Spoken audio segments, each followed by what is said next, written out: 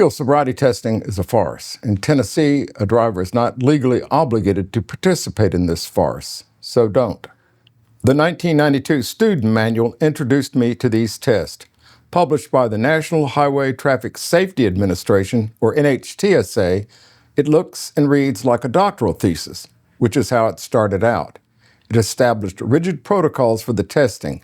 It uses the word standardized a lot.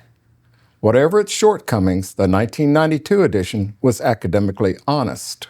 The 1992 edition cautions that validation applies only when the tests are administered in the prescribed standardized manner, and only when the standardized clues are used to assess the subject's performance, and only when the standardized criteria are employed to interpret the performance. If any one of the standardized test elements is changed, the validity is compromised.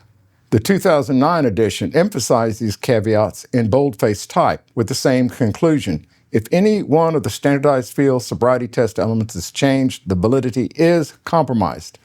And then in later editions, these warnings just fade out.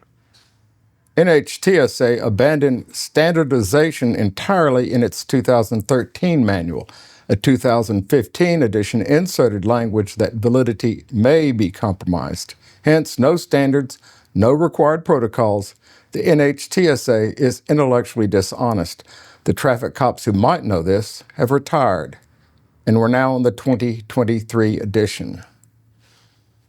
The NHTSA published materials devolved into nonsense. With regard to the walk and turn, the 1992 manual states that a designated line must be clearly visible. But consider this instructional video. The surface should be reasonably level and smooth, and a real or imaginary line must exist, which is long enough to permit the suspect to perform the test.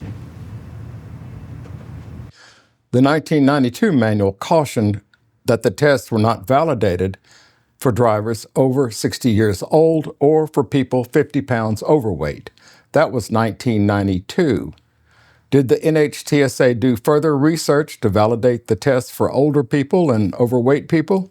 If they did not publish the results. By 2009, 60 years old magically became 65 years old, and the 50-pound overweight caveat disappeared.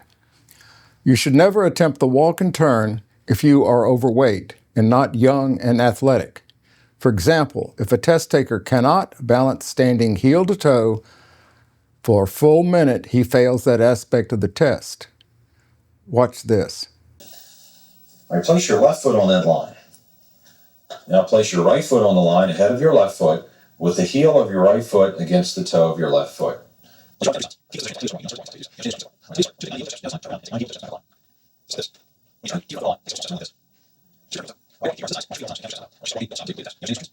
may begin and count your first step from that heel to toe position as 1.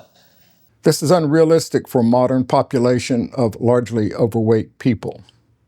The 1992 manual instructs cops to put a 0 in the scoring matrix box when the test taker performs some aspect of the test perfectly. So a perfect, flawless performance looks like a bunch of goose eggs. The 2023 manual is worse. It directs cops to write a NA in the scoring matrix when the test taker performs perfectly. NA is short for not applicable. This is fraudulent because every one of those NAs is relevant to performance and innocence. The conclusion: decline the field sobriety test, but be polite. Cops have a difficult and dangerous job. If you get stopped at night, roll down your windows, turn on the dome light, hands at 10 and 2 on the steering wheel. Show the cops you are not a threat. Be respectful, don't lie.